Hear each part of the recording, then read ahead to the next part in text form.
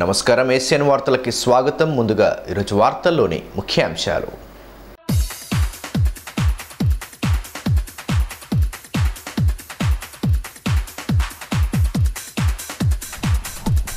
క్రిమి సంహారక మందుల వినియోగాన్ని తగ్గించాలి.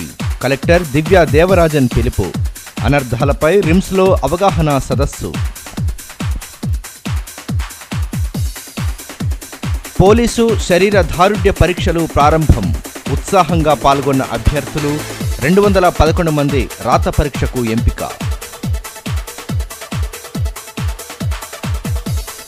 అటవీ భూములపై ఆదివాసీలకు హక్కులు కల్పించాలి. ఆదివాసీ హక్కుల పోరాట సమితి డిమాండ్. కలెక్టరేట్ ఎదుట గిరిజనుల ధర్నా. విచక్షణ రాహిత్యంగా క్రిమి సంహారక మందులను వాడటంతో జరిగే అనర్థాలను ప్రతి ఒక్కరూ గుర్తించాలని జిల్లా కలెక్టర్ దివ్యా దేవరాజన్ పేర్కొన్నారు. క్రిమి సంహారక మందుల వినియోగంతో గ్రామీణ ప్రాంతాలలో జరిగే అనర్థాలపై శుక్రవారం రిమ్స్ ఆడిటోరియంలో సీఎంఏ ఆధ్వర్యంలో సెమినార్ను నిర్వహించారు. పంటలలో చీడపీడలను నివారించేందుకు విచక్షణ రహిత్యంగా క్రిమి సంహారక మందులను వినియోగించడం ద్వారా జరిగే అనర్థాలను ప్రతి ఒక్కరూ గుర్తించాలని జిల్లా కలెక్టర్ దివ్యదేవరాజన్ సూచించారు. క్రిమి సంహారక మందుల వినియోగంతో గ్రామీణ ప్రాంతాలలో జరిగే అనర్థాలపై శుక్రవారం రిమ్స్ ఆడిటోరియంలో సీఎంఈ ఆధ్వర్యంలో సెమినార్ను నిర్వహించారు. ఇందులో భాగంగా క్రిమి సంహారక మందుల వినియోగంతో జరిగే అనర్థాలను రైతులతో పాటు ప్రజలందరికీ అవగాహన కల్పించాలని నిర్ణయించారు. ఈ కార్యక్రమంలో రిమ్స్ డైరెక్టర్ డాక్టర్ విజయసారథిని, DMHO doctor Rajiv Raj, pan India director doctor Narasimha Reddy, doctor Michael Ediston, doctor Ayanthi Karunaratne, doctor Prashant Solanke తదితరులు పాల్గొన్నారు.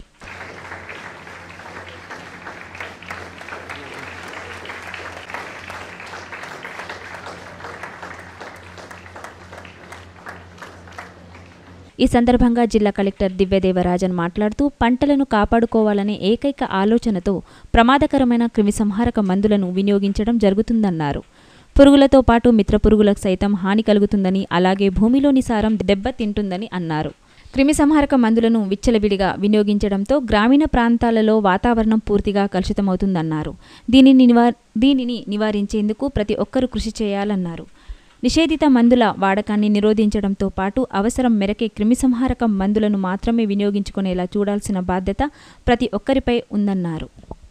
Responsible citizen of this country and the world, I am very pained and worried about which direction we are taking towards development. ముందు చెప్పేవారు సిటీలో చాలా pollution ఎక్కువైపోయింది, మనం వెళ్ళి పల్లెటూరుకి కొంచెం వెళ్ళి వస్తామని అంటారు. బట్ ఇప్పుడు ఎలా అయిపోయిందంటే సిటీలో ఉండడమే మేలేమో అని అనిపిస్తుంది. బికాస్ ఇక్కడ మన పొలాల్లో ఎన్నో పెస్టిసైడ్స్ యూస్ చేస్తున్నారు, వాడుతున్నారు. దానివల్ల ఏం ప్రభావం వస్తుంది అనేది మనకు ఎవరికి తెలియదు. నా కలెక్టర్ క్యాంప్ ఆఫీస్లో మోనోక్రోటోఫాస్ ఒక 10 నిమిషం కొట్టారు. నేను అస్సలు ఉండలేకపోయాను. ఆ వాసన మీరు చూసి ఉన్నారా?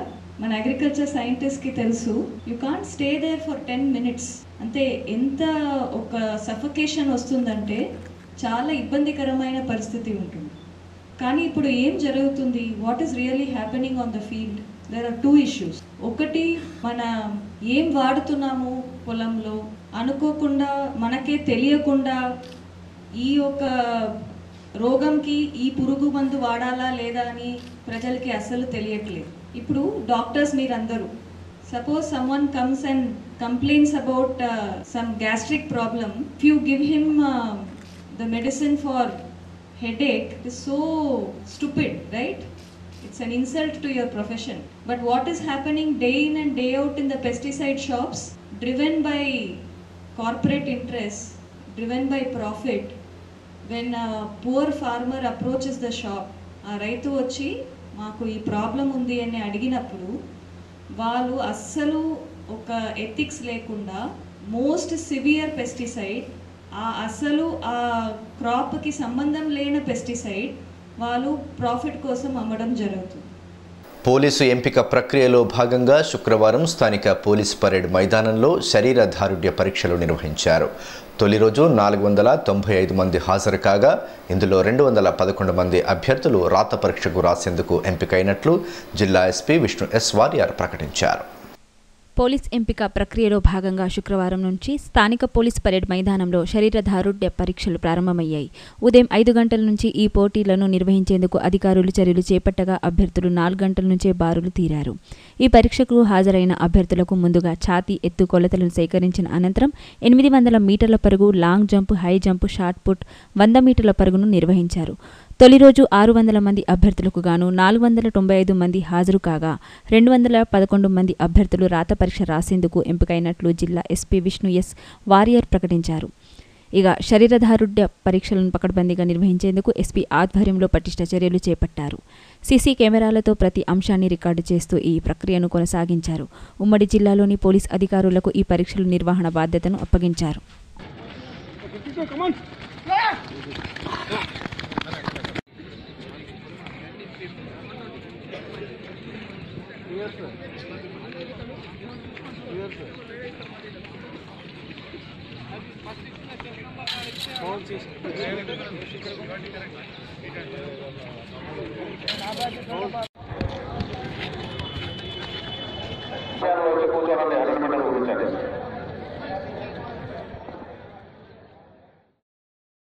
ఓటు ప్రాధాన్యతను వివరించడంలో విద్యార్థులు ముందుండాలని జిల్లా కలెక్టర్ దివ్యా దేవరాజన్ సూచించారు. స్వీప్ మెగా చునావ్ పాఠశాలలో భాగంగా ఎన్నికల పాఠశాల కార్యక్రమాన్ని చేపట్టారు. ప్రజాస్వామ్య ఓటు హక్కుపై ప్రజలందరికీ అవగాహన కల్పించేందుకు విద్యార్థులు ముందుకు రావాలని జిల్లా కలెక్టర్ దివ్యదేవరాజన్ సూచించారు. స్వీప్ మెగా చునావ్ పాఠశాలలో భాగంగా ఎన్నికల పాఠశాల కార్యక్రమాన్ని నిర్వహించారు. ఇందులో భాగంగా ఓటు హక్కు ఓటరుగా నమోదు చేసుకోవడం ఎలా అనే అంశాలపై అవగాహన కల్పించారు. ఈ సందర్భంగా విద్యార్థులు చేసిన నృత్య ప్రదర్శనలు ఆలోచింపజేశాయి. అనంతరం చునావ్ పాఠశాల కార్యక్రమంలో భాగంగా నిర్వహించిన ముగ్గుల పోటీలో విజేతలకు బహుమతులను అందజేసి అభినందించారు. ఈ కార్యక్రమంలో డిఈఓ రవీందర్ రెడ్డి తదితరులు పాల్గొన్నారు.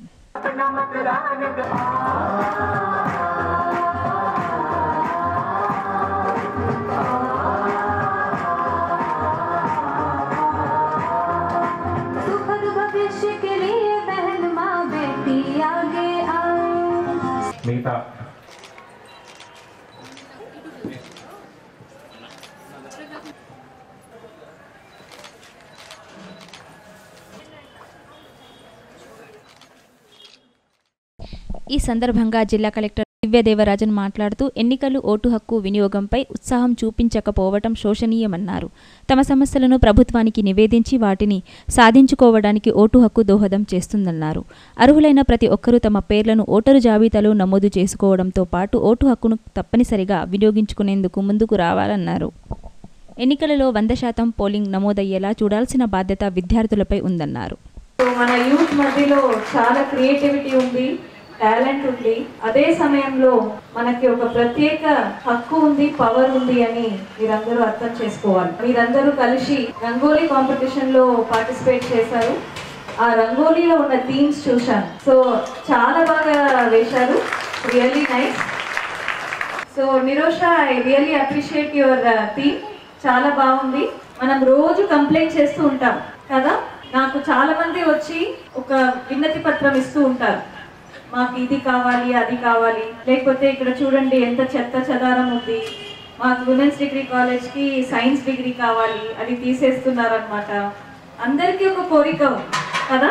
సో ఆ కోరికల్ని మనం ఎలా ముందుకు తీసుకొని వెళ్తాం, దానికి నిరోషా చెప్పినట్టు ఓటింగ్ అన్నది మీ హక్కు మాత్రం కాదు, మీ పవర్, మీ శక్తి.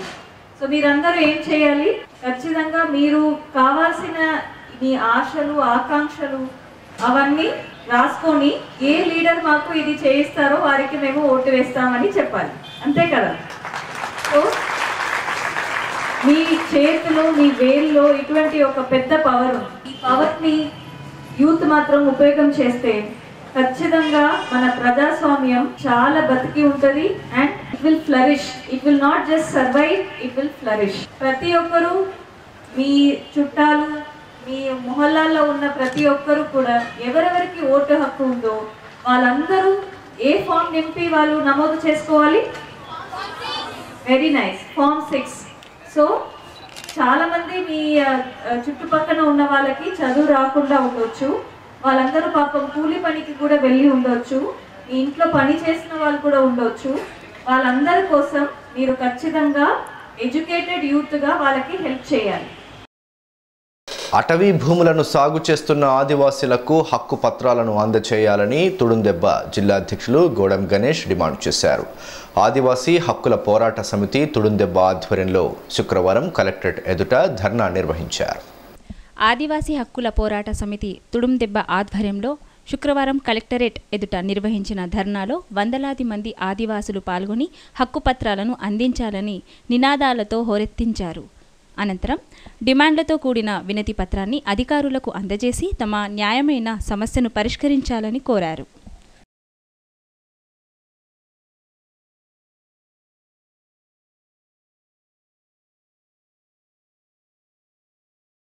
ఈ సందర్భంగా తుడుందెబ్బ జిల్లా అధ్యక్షులు గొడం గణేష్ మాట్లాడుతూ అటవీ హక్కు పత్రాలు లేని ఆదివాసులను అడవుల నుంచి వెళ్లగొట్టాలని సుప్రీంకోర్టు ఆదేశించడం జరిగిందని, దీంతో దేశవ్యాప్తంగా 23,30,000 మంది ఆదివాసులు అటవీ భూములపై హక్కులను కోల్పోయే ప్రమాదం ఉందన్నారు. దీనిని దృష్టిలో ఉంచుకొని కేంద్ర రాష్ట్ర ప్రభుత్వాలు సుప్రీంకోర్టు తీర్పుపై రివ్యూ పిటిషన్ వేయడంతో పాటు ప్రత్యేక ఆర్డినెన్స్ తీసుకొని రావాలన్నారు. లేని పక్షంలో ఆదివాసులకు తీరని అన్యాయం జరిగే ప్రమాదం ఉందని ఆందోళన వ్యక్తం చేశారు. దీని యొక్క ముఖ్య ఉద్దేశం ఏంటంటే 13 ఫిబ్రవరిన సుప్రీంకోర్టు తీర్పు ఏదైతే ఇచ్చిందో ఆదివాసీలు సాగు చేసుకున్నటువంటి భూములకు హక్కు పత్రాలు లేనటువంటి ఆదివాసులను జూలై 27 తారీఖు లోపు ఖాళీ చేయించాలని చెప్పేసి 21 రాష్ట్ర ప్రభుత్వాలకు నోటీసులు ఇవ్వడం జరిగింది. అయితే ఈ 21 రాష్ట్రాల్లో ఉన్నటువంటి ఆదివాసులు దాదాపు 30 లక్షల మంది ఆదివాసులు అవుతున్నారు, పట్టాలు లేనటువంటి వాళ్ళు. వీళ్ళందరినీ కూడా నిరాశ్రయం చేయడానికి ఇవాళ సుప్రీంకోర్టు పూనుకుంది. కాబట్టి ఆదివాసీ హక్కుల పోరాట సమితి డిమాండ్ చేసేది ఒకటే, ఇవాళ సుప్రీంకోర్టు తీర్పు ఏదైతే ఉందో దాన్ని కేంద్ర రాష్ట్ర ప్రభుత్వాలు వెంటనే రివ్యూ పిటిషన్ వేసి అదేవిధంగా ప్రత్యేక ఆర్డినెన్స్ జారీ చేయాలని చెప్పేసి ఇవాళ మేము డిమాండ్ చేస్తున్నాం. ఎందుకంటే ఇవాళ తరతరాలుగా ఇవాళ ఆదివాసులు అడవిలో ఉంటూ అడవిలో పెరిగి అడవిలో పుట్టి ఇవాళ అడవిలోనే ఆవాసంగా చేసుకొని జీవిస్తున్నటువంటి ఆదివాసుల మీద ఇవాళ కేంద్ర రాష్ట్ర ప్రభుత్వాలు ఒక యుద్ధాన్ని ప్రకటించినాయి. కాబట్టి దానికి పూర్తి బాధ్యత కేంద్ర రాష్ట్ర ప్రభుత్వాలే. కాబట్టి కేంద్ర రాష్ట్ర ప్రభుత్వాలు వెంటనే స్పందించి సుప్రీంకోర్టులో రివ్యూ పిటిషన్ వేసి ప్రత్యేక ఆర్డినెన్స్ జారీ చేయాలని చెప్పేసి వల్ల మేము ఆదివాసీ హక్కుల పోరాట సమితి తరఫున డిమాండ్ చేస్తున్నాం. రెండవది, ఎవరైతే ఆదివాసులు చావు చేస్తున్నారో ఆ భూములకు జూలై 17 తారీఖు వరకు హక్కు పత్రాలు అందరికీ కూడా కల్పించాలని చెప్పేసి కూడా మేము డిమాండ్ చేస్తున్నాం.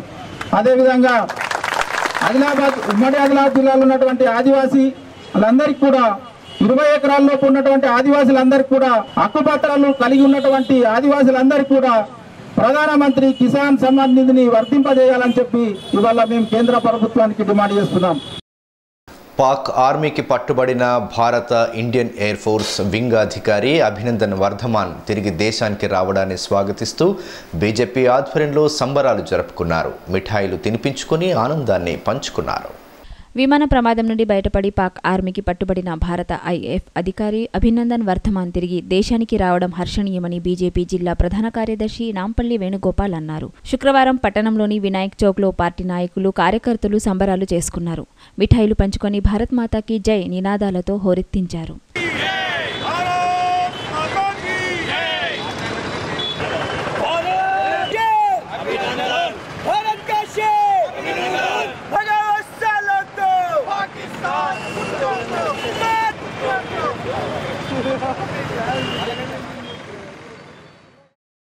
ఈ సందర్భంగా నాంపల్లి వేణుగోపాల్ మాట్లాడుతూ ఉగ్రవాదాన్ని ప్రేరేపిస్తున్న పాకిస్తాన్కు వ్యతిరేకంగా ప్రపంచ దేశాలు ఏకమయ్యాయని అన్నారు.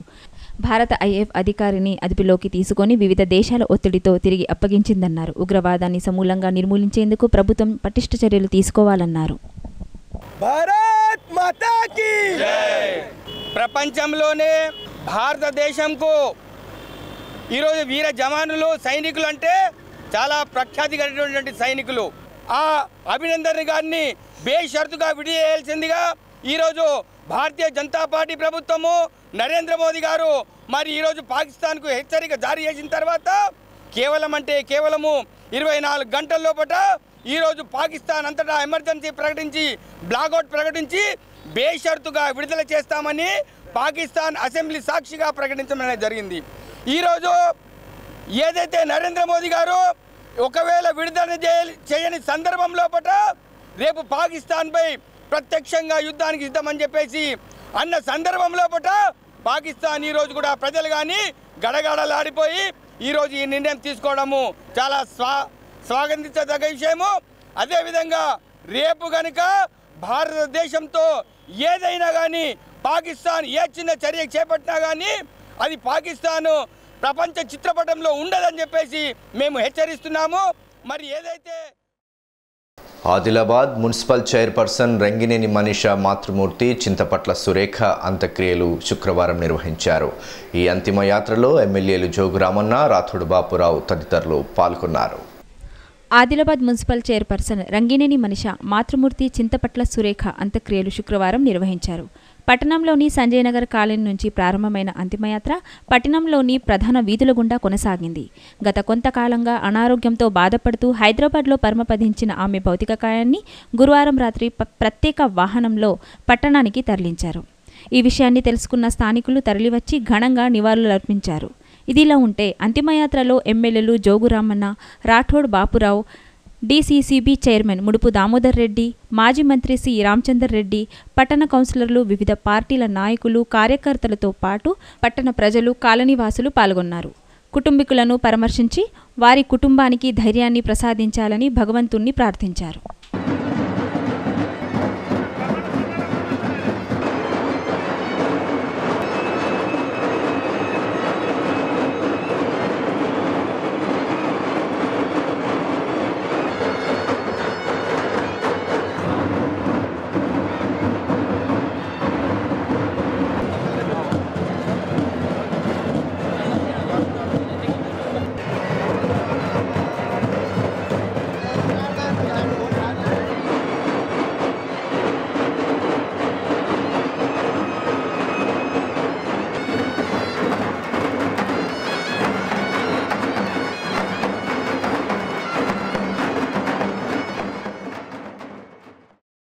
మహాశివరాత్రి సందర్భంగా జైనత్ మండలం పెండల్వాడ ఆత్మలింగ హనుమాన్ బ్రహ్మోత్సవాలు ప్రారంభమయ్యాయి.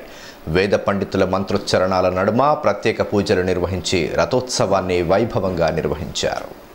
మహాశివరాత్రి పర్వదినాన్ని పురస్కరించుకొని జైనత్ మండలం పెండల్వాడలో వెలిసిన ఆత్మలింగ హనుమాన్ బ్రహ్మోత్సవాలు ఘనంగా ప్రారంభమయ్యాయి. ఇందులో భాగంగా శుక్రవారం నుంచి జాతర ప్రారంభం కాగా మండలంతో పాటు వివిధ ప్రాంతాల నుంచి వందలాది మంది భక్తులు తరలివచ్చి స్వామివారికి ప్రత్యేక పూజలు నిర్వహించారు. ఇక ఈ ఏడాది నుంచి ఆలయ కమిటీ ఆధ్వర్యంలో రథోత్సవాన్ని సైతం ప్రారంభించారు. వేద పండితుల మంత్రోచ్చారణల నడుమ ప్రత్యేక పూజలు నిర్వహించి రథోత్సవాన్ని చేపట్టారు. అలాగే ఆంజనేయ స్వామి చిత్రపటంతో గ్రామంలోని ప్రధాన వీధుల గుండా పల్లకి యాత్రను చేపట్టగా భక్తులు డప్పు వాయిద్యాల నడుమ నృత్యాలు చేస్తూ భక్తి పారవశమయ్యారు. ఇక్కడి ఆంజనేయ స్వామి అరచేతిలో పరమశివుడు ఆత్మలింగ రూపంలో ఉండడంతో మహాశివరాత్రి వేడుకలలో భాగంగా ప్రత్యేక పూజలు నిర్వహించడం ఆనవాయితీగా వస్తుంది. ఇక ఆలయం వెనుక భాగంలో ఏడుపాయల నది ఉండడంతో భక్తులు నదిలో పుణ్యస్నానాలను ఆచరించిన అనంతరం స్వామివారికి నైవేద్యాలు సమర్పించి మొక్కులు చెల్లించుకుంటారు.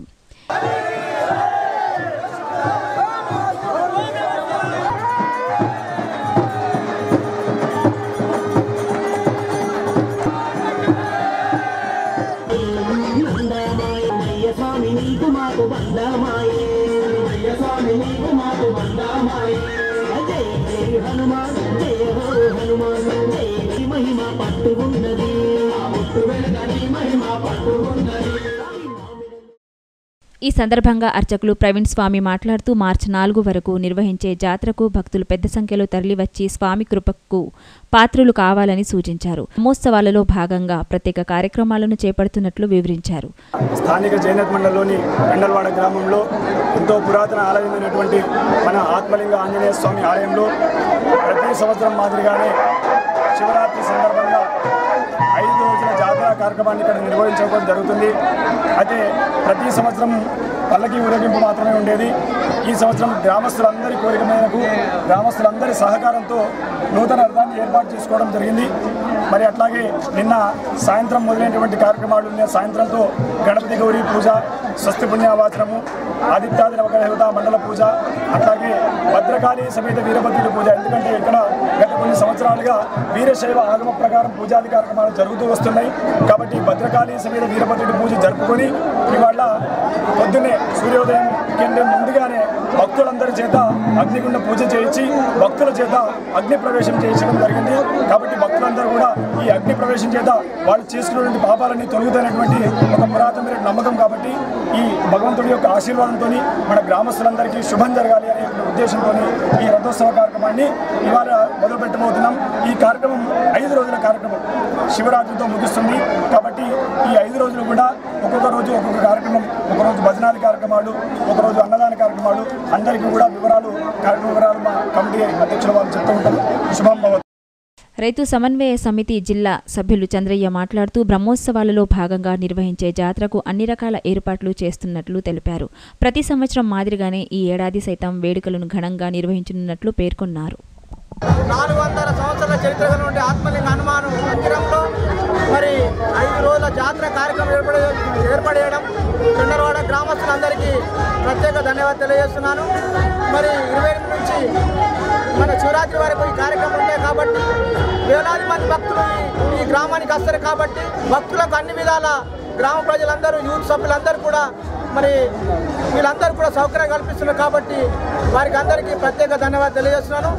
మేము ఒకటే ప్రజలకు మనవి చేస్తున్నాను, ఏదైతే నియమిష్టాలతో మనం పూజిస్తామో శివుడిని, శివుడు బోలాశంకరుడు కాబట్టి ఏది అడిగినా ప్రజలకు ఇస్తాడు. కాబట్టి శివుడి యొక్క సన్నిధిలో మనమందరం కూడా మనము ఉండాలని చెప్పి మీడియా ద్వారా మీకు అందరికీ కూడా చంద్రవాడ గ్రామస్తుల మండలం తరఫున శివరాత్రి సందర్భంగా గ్రామ ప్రజలందరికీ, మండలవాసులందరికీ ప్రత్యేక ధన్యవాదాలు. అమరుల సాక్షిగా వర్గీకరణ సాధిస్తామని ఎంఆర్పీఎస్ జిల్లా ప్రధాన కార్యదర్శి మల్యాల మనోజ్ కుమార్ స్పష్టం చేశారు. శుక్రవారం పట్టణంలోని అంబేద్కర్ అసోసియేషన్ భవన్లో మాదిగ అమరవీరుల సంస్మరణ దినోత్సవాన్ని నిర్వహించారు.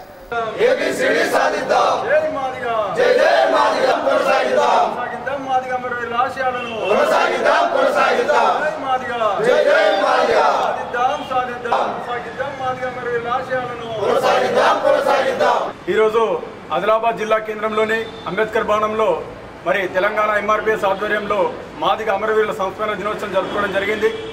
మరి 1994 సంవత్సరంలో ప్రకాశం జిల్లా ఈదుమూడు గ్రామంలో ప్రారంభమైనటువంటి ఎంఆర్పీఎస్ దండోర ఉద్యమం మరి ఈ యొక్క 20 సంవత్సరాలలో ఎన్నో రకాల పోరాటాలు చేసి మరి ఎస్సీ వర్గీకరణ గురించి మరి అసెంబ్లీలో తీర్మానం కూడా చేయించి కేంద్రానికి పంపించి అయినప్పటికీ ఇప్పటికీ వర్గీకరణ మరి జరగడం లేదు. ఈ యొక్క వర్గీకరణ ఉద్యమంలో మరి భారతక్క, అలాగే సురేంద్ర మాదిగ, దామోదర మాదిగ, మహేష్ మాదిగ లాంటి మరి అనేక మంది ప్రాణాలు కోల్పోయి మరి వారి యొక్క చివరి కోరిక ఎస్సీ వర్గీకరణ అనే ఒక ఉద్యమం వారిలో నింపుకొని మరి ఈరోజు ఇప్పటికి కూడా మరి వారి యొక్క ఆత్మకు శాంతి కలగాలని చెప్పేసి మేము ఈరోజు ఈ యొక్క ఎంఆర్పీఎస్ ఆధ్వర్యంలో వారికి నివాళులు అర్పించడం జరిగింది.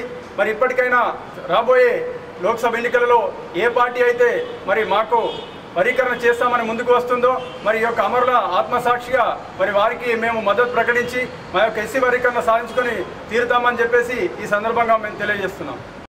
కర్ణాటకలో ప్రారంభమైన బసవజ్యోతి సందేశ్ రథయాత్ర ఈ నెల 3న సాయంత్రం 4 గంటలకు పట్టణానికి చేరుకుంటుందని మహాత్మా బసవేశ్వర సేవా సమితి నాయకులు వెండి భద్రేశ్వరరావు తెలియజేశారు. శుక్రవారం స్థానికంగా ఏర్పాటు చేసిన మీడియా సమావేశంలో సంఘ నాయకులతో కలిసి పాల్గొన్నారు.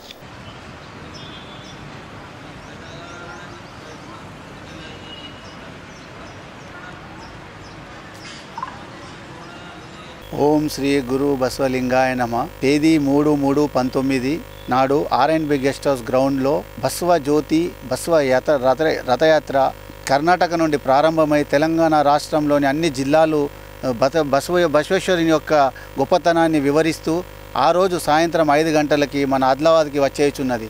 దాన్ని స్వాగతించడానికి ఆదిలాబాద్ జిల్లా లింగాయత్ను మరియు జంగమ మరియు బసవ సేవా సమితి ఆధ్వర్యంలో ఈ ప్రోగ్రాం నిర్వహించబడుతున్నది.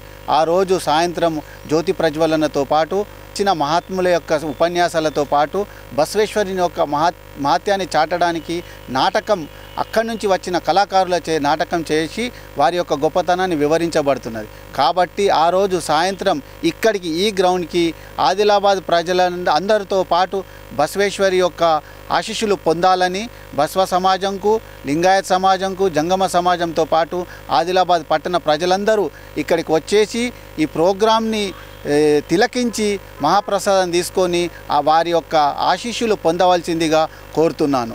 ఆ రోజు వాళ్ళందరూ మన ఆదిలాబాద్ పట్టణానికి రావడం ఇది ఒక గొప్ప గర్వకారణంగా మేము అనుకుంటున్నాము. మా యావత్ లింగాయత్ సమాజానికే ఇదొక పెద్ద మైలురాయి. వారి యొక్క ఉద్దేశం ఏమిటి అంటే రాష్ట్ర మొత్తంలో బసవేశ్వరుని యొక్క మహత్యంని ప్రతి ఒక్కరికి చాటి చెప్పడంతో పాటు వారు చేసిన ఘనకార్యాలు వివరించడం. ఆ రోజు మహిళలకు వారి మంత్రిమండలంలో స్థానం ఇచ్చిన మొట్టమొదటి ప్రధానమంత్రి వారు. ఈరోజు చూస్తున్నాం మన రాష్ట్రంలో ఇంతవరకు ఒక మహిళకు కూడా మంత్రి పదవి దక్కలేదు. కానీ ఆయన 18వ శతాబ్దంలోనే మహిళలకు ప్రాధాన్యత ఇచ్చారు. ఆదివాసీ సమస్యలపై పోరాటం చేస్తున్న నాయకులను అరెస్టు చేయడం భావ్యం కాదని ఆదివాసీ భారత్ మహాసభ జిల్లా కోఆర్డినేటర్ కినక సురేష్ అన్నారు. శుక్రవారం స్థానికంగా ఏర్పాటు చేసిన మీడియా సమావేశంలో సంఘ నాయకులతో కలిసి మాట్లాడారు.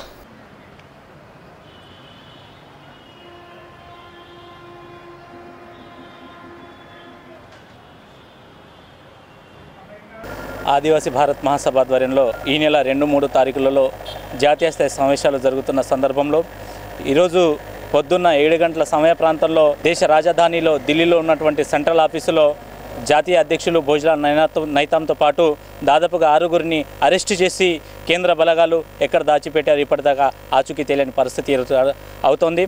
ఎందుకంటే ఆదివాసుల హక్కుల గురించి మాట్లాడడం తప్పేనా? ఆదివాసులు ఎంతో కాలం నుంచి ఇప్పటి వరకు కూడా అనేకమైనటువంటి సమస్యలతో కొట్టుమిట్టాడుతూ ఉంటే కేంద్ర రాష్ట్ర ప్రభుత్వాలు కళ్ళు మూసుకొని ఈరోజు ఆదివాసులకు అడవులకు దూరం చేసే ప్రయత్నాలు చేస్తూ ఉన్నారు. ఈ విషయం గురించి మేము మాట్లాడుకుంటూ ముందుకెళ్దామని చెప్పేసి ఉద్యమ రూపంలో ముందుకెళ్తూ ఉంటే వాళ్ళ స్వార్థ ప్రయోజనాల కోసం, పెట్టుబడిదారులకు వత్తాసు పలకడం కోసం వీళ్ళందరూ కూడా ఆదివాసుల గొంతు నొక్కడం కోసం చేస్తున్నటువంటి ప్రయత్నాలు. కాబట్టి బేషరతుగా అరెస్ట్ చేసిన వాళ్ళందరినీ కూడా వెంటనే విడుదల చేయాలని, అడవి ప్రాంతంలో ఉన్నటువంటి ఆదివాసులకు అడవి మీద పూర్తి స్థాయిలో హక్కుని కల్పించాలని చెప్పేసి అటవీ హక్కు చట్టం ప్రకారం వచ్చినటువంటి పట్టాలను ఆదివాసులకు వెంటనే ఇవ్వాలని చెప్పేసి మేము డిమాండ్ చేస్తూ ఉన్నాం. లేని పక్షంలో జాతీయ స్థాయిలో ఆదివాసీ భారత్ మహాసభ ఆధ్వర్యంలో పెద్ద ఎత్తున ఆందోళన కార్యక్రమాలు చేపట్టి ముందుకు వెళ్తామని చెప్పేసి మేము ఈ సందర్భంగా హెచ్చరిస్తూ ఉన్నాం. వార్తలు ముగించే ముందు ముఖ్య అంశాలు మరోసారి.